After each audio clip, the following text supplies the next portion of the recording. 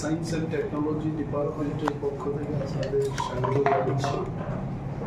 এই প্রেস মিটটা আমরা আয়োজন করছি রাজ্যের মানুষের জন্য অত্যন্ত সুখবর এবং গর্বের যে বিষয়টা আপনাদেরকে জানানোর জন্য যে জাতীয় স্তরে রাজ্যের বায়োটেকনোলজি দপ্তর এইবার পুরস্কৃত হচ্ছে এবং বায়োটেকনোলজি ডিপার্টমেন্ট যে কাজটা করেছে সেই যে সংস্থা এটার মূল্যায়ন করছে যে দেশে, তার নাম হচ্ছে স্কচ এবং এই অ্যাওয়ার্ডটাকে স্কচ অ্যাওয়ার্ড বলে আমরা জানি।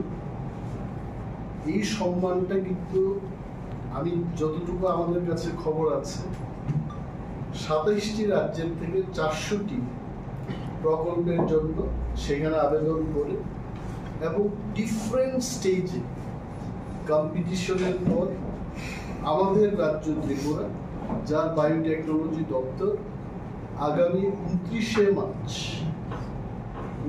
মার্চ 2025 নয়াদিল্লির হ্যাবিটেট সেন্টারে একটা অনুষ্ঠানের মাধ্যমে আমাদের কাছে এই সম্মাননা তুলে দেওয়া হবে।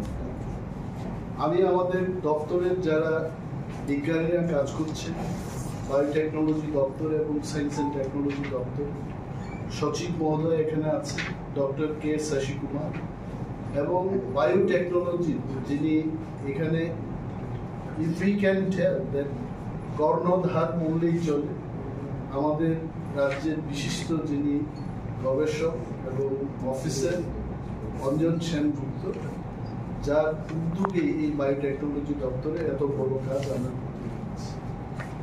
এবং বায়োটেকনোলজি প্রজেক্টের যা যা কাজ হয়েছে তাতে I can tell all of you যে 17টি রাজ্যের কলেজকে বায়োটেক ক্লাবের মধ্যে আমরা এনে এই গবেষণার কাজগুলো করেছি এবং আগামী বছর আরো 4টি কলেজকে আমরা এই বায়োটেক ক্লাবে অন্তর্ভুক্ত করতে চেষ্টা করছি এবং যে পরিমাণ টাকা দেওয়া হতো I can tell this much that সীমিত যে আর্থিক আমাদের অবস্থার মধ্যে আমি এটাকে বাড়িয়ে I think 2.5 lakhs রিসার্চের জন্য এই টাকা দেওয়া হচ্ছে এবং আগামী দিন আরো বাড়ানো যায় কিনা সে ব্যবস্থাও হবে এবং যে সমস্ত টেকনোলজি ত্রিপুরায় বায়োটেকনোলজির মাধ্যমে আমরা গবেষণা করে যেগুলো তৈরি করতে পেরেছি, I'm really happy with this এবং আরো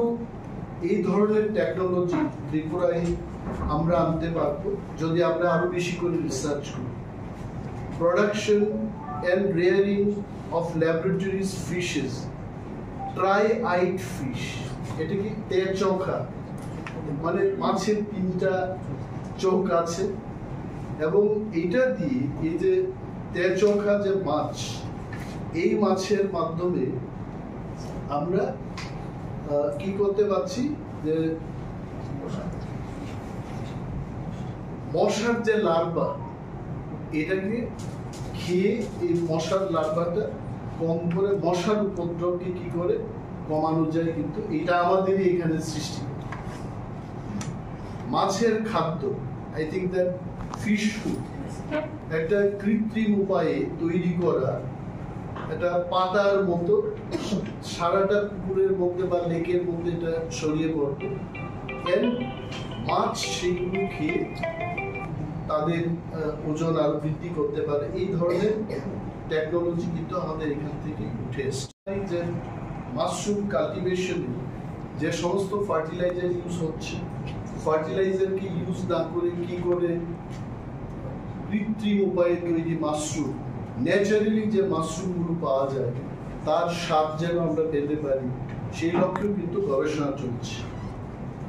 এইভাবে there are so many technologies biotechnology department আমরা আনতে সক্ষম হয়েছে এবং কলেজে যারা পড়াশোনা করছে ছাত্রছাত্রীদের I think 172 schools উচ্চ মাধ্যমিক স্কুলের মাধ্যমে আমরা ডিএনএ ক্লাব গঠন করেছি এবং বিজ্ঞানকে কিভাবে গবেষণার মাধ্যমে ছাত্রছাত্রীদের মধ্যে আরো প্রসার লাভ করাতে পারি সেটাই আমাদের উদ্যোগ। এবং তাতে ছাত্রছাত্রীরা কি করতে পারছে, তারা the students from biotechnology যে ইয়ে থেকে যেগুলো করতে পারছে, where is that, এখানে আছে yes, identification of blood group, যেটা খুব সহজেই ছাত্রছাত্রীরা করতে পারছে, colour from vegetation and organic আবির, এই যে রং খেলার সময় আমাদের বিভিন্ন কেমিক্যাল ইউজ করে যেগুলো করছে, proudly we can tell, আমাদের যে স্বসহায়ক দলগুলো আছে they have already demonstrated যে এখানে কোনো কেমিক্যালের কোনো ইউজ নেই, রং তৈরি করতে পারছে। রিসাইক্লিং অফ ওয়েস্ট পেপার, আমরা অনেক কোম্পানির সাথে আলোচনা করছি যে ওয়েস্ট পেপারগুলোকে কালেক্ট করে রিসাইকেল করে বাজারে আবার কি করে আনা যায়। প্লাস্টিকের বিরুদ্ধে যে আমাদের আন্দোলন চলছে বা প্লাস্টিক ইউসেজের বিরুদ্ধে যে অভিযান আমাদের, সেটাকে যদি সার্থক করে তুলতে হয় তাহলে কিন্তু ওয়েস্ট পেপার রিসাইক্লিংটা অত্যন্ত জরুরি। এবং টেকনোলজি আমরা ইতিমধ্যেই আবিষ্কার করতে পেরেছি, it is there with us. তারপর মেডিসিনাল গার্ডেন, এটা আমরা অনেক বায়োভিলেজে এটা করছি। ডিএনএ এক্সট্রাকশন, আমরা আগে জানতাম যে মানুষের শরীরের থেকে ডিএনএ আমরা নিতে পারি, ডিএনএ টেস্ট করতে পারি, কিন্তু বায়োটেকনোলজি ডিভিশন অফ ত্রিপুরা ফল থেকে কিভাবে ডিএনএ এক্সট্রাক্ট করতে হয়, I think successfully we have invented that technology. এটা আজকে 172টা স্কুলের মধ্যে আই ডোন্ট থিঙ্ক সমস্ত স্কুলে এটা করতে পেরেছে, but some of this schools they have already learn this technology. এবং এটার মাধ্যমে আগামী দিন কিন্তু হর্টিকালচার ডিপার্টমেন্টে যারা কাজ করছে আমাদের এই টেকনোলজিকে ইউজ করে কিন্তু রাজ্যে ব্যাপকভাবে ফল চাষের ক্ষেত্রে এটা প্রয়োগ করা যেতে পারে। এবং নতুন যে বিষয়গুলি আমাদের সায়েন্স অ্যান্ড টেকনোলজি ডিপার্টমেন্টে, it is a great opportunity আপনাদের কাছে এগুলো তুলে ধরা, যে আমাদের বায়োভিলেজ 2.0, এই বায়োভিলেজ 2.0 যে প্রজেক্টটা, এই প্রজেক্টের টাকার পরিমাণ 1,30,000 ছিল ইনিশিয়াল, এবং সেটাকে বাড়িয়ে আমরা 2 লক্ষ টাকায় বায়োটেক কলেজে আমরা 2 লক্ষ টাকা করে দিচ্ছি। বায়োভিলেজে 33,000 থেকে 40,000 টাকা পার বেনিফিশিয়ারি 40,000, রাইট। এবং মোট আমাদের 24টা, if I can remember correctly, 24টা বায়োভিলেজে যে সাকসেসফুলি আমরা গ্রামকে ইকো ফ্রেন্ডলি করে তোলার ক্ষেত্রে যে কাজটা করেছি। Now I am having tremendous demand, রাজ্যের সমস্ত ব্লক থেকে বিডিও সাহেবরা এখন আমাদের বলছে যে আমাদের এখানে বায়োভিলেজ 2.0 যাই সংকট আছে তার মধ্যেও আরো নতুন করে বায়োভিলেজ তৈরি করার পরিকল্পনা আগামী নতুন অর্থ বছরে আমরা হাতে নিয়েছি। এবং অঞ্জন বাবুকে বিশেষ করে বলেছি যে রাজ্যের প্রতিটি ব্লকে, কত সংখ্যা আপনাকে বলেছিলাম আমি, অন্ততপক্ষে প্রতিটি ব্লকে 5 থেকে 10টা বায়োভিলেজ যেন আমরা প্রতিটি ব্লকে তৈরি করতে পারি, তার ডিপিআর তৈরি করুন এবং সেই ডিপিআর ডোনার মিনিস্ট্রিতে পাঠিয়ে টাকা আসলে পর সারা রাজ্যে বায়োভিলেজের কাজ আমরা করি। এবং এটা আমাদের জানানো উচিত আপনাদের মাধ্যমে রাজ্যের মানুষকে যে বায়োটেকনোলজি দপ্তর ইতিমধ্যে ইম্ফলে যে আমাদের আইবিএসডি অর্থাৎ institute for bio resource and sustainable development centre রয়েছে, এটা একটা শাখা ত্রিপুরায় আমরা শুরু করছি। এবং তাতে করে ত্রিপুরায় পলিউশন কন্ট্রোলের ক্ষেত্রে কৃত্রিম উপায়ে যেগুলো পরিবেশকে ধ্বংস করছে, নষ্ট করছে, এই সমস্ত ম্যানুফ্যাকচারিং ইউনিট বা দ্রব্য সামগ্রীর রিপ্লেসমেন্টের ক্ষেত্রে যা যা করতে হয়, institute for bioresource and sustainable development centre হলে সেটাতেও আমাদের রাজ্য অনেক এগিয়ে। উই হ্যাভ অলরেডি সাইন, আপনারা দেখেছেন যে একটা বিল্ডিং টিএফডিপিসি একটা খালি বিল্ডিংটাকে আমরা নিয়েছি। And seeing all this work, এই 1 বছরের মধ্যে অক্লান্ত পরিশ্রম করে, আমাদের কাছে খুব লোকজন নেই, we don't have much of resources. তাও আমি বললাম after I took over as Science and Technology Minister যে রাজ্য সরকারের কাছে, কেন্দ্রীয় সরকারের কাছে এবং ডোনার মন্ত্রকের কাছে আমরা আরো আর্থিক সংস্থানের আবেদন জানাবো।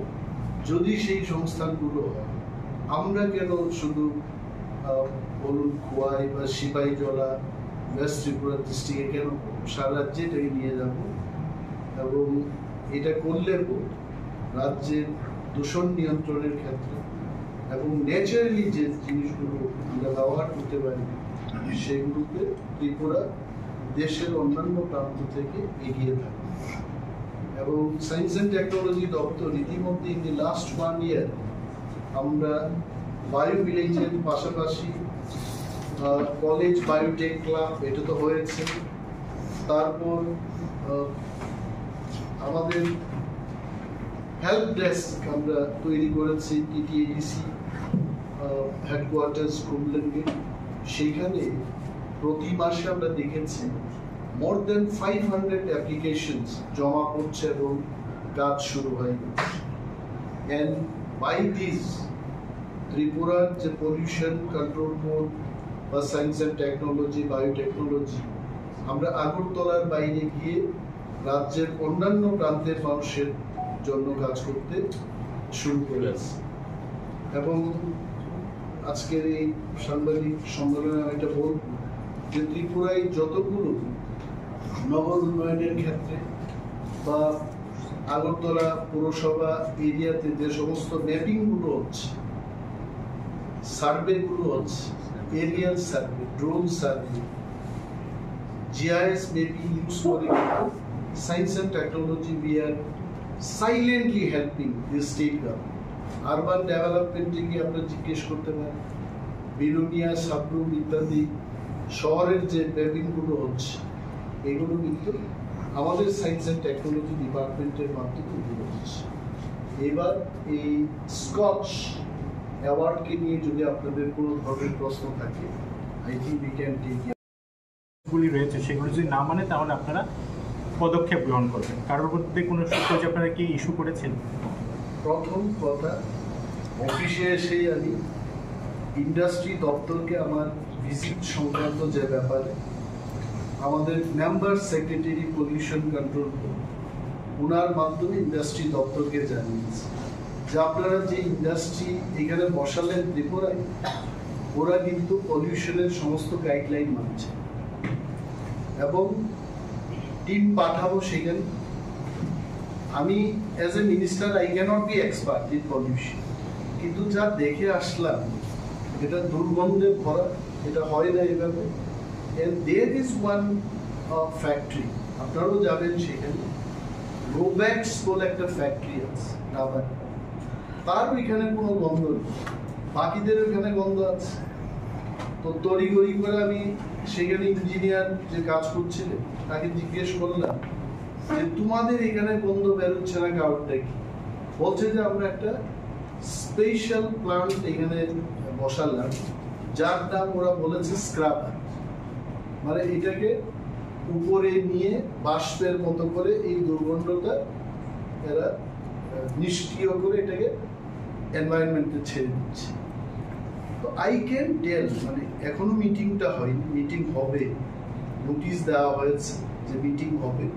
মিটিংয়ে আমরা আবার এদের গাইডলাইন স্মরণ করিয়ে দেব। ইভেন আমাদের রাজ্যের ইন্ডাস্ট্রি দপ্তরকেও আমরা বলবো ইন্ডাস্ট্রি করুন, ইট ইজ ফাইন, কিন্তু not at the cost of the people's health. তো সেক্রেটারি কিরণ গীতেকে আমি বললাম, গীতে ইজ অলসো ভেরি প্রোঅ্যাক্টিভ এবং উনি বললেন যে যা যা করার এজ এ ইন্ডাস্ট্রি সেক্রেটারি। তো আমি এইটুকু বলতে পারি যে রোব্যাক্স যে টেকনোলজিটা ইউজ করেছে এইটা যদি অন্যান্য রাবার বেসড ইন্ডাস্ট্রিজ বা ফ্যাক্টরিজ যারা এখানে আছে তারা যদি এটা ফলো করে আই এম শিওর 80% দুর্গন্ধ বা পলিউশনটা চলে যাবে। তবে এটা আমার পক্ষে as a minister as a non expert এগুলো বলা ঠিক হবে। সো এক্সপার্ট আসছে ইন্ডাস্ট্রি এবং পলিউশন কন্ট্রোল উভয় ডিপার্টমেন্ট মিলেই কিন্তু বিশ্লেষণ আমরা করবো। অ্যান্ড আই এম টেলিং, আবারও বলছি, আফটার দ্যাট তারপরে যদি কেউ পলিউশন গাইডলাইন যদি না মানে আই এশিওর দ্যাট বন্ধ করে দেওয়া হচ্ছে।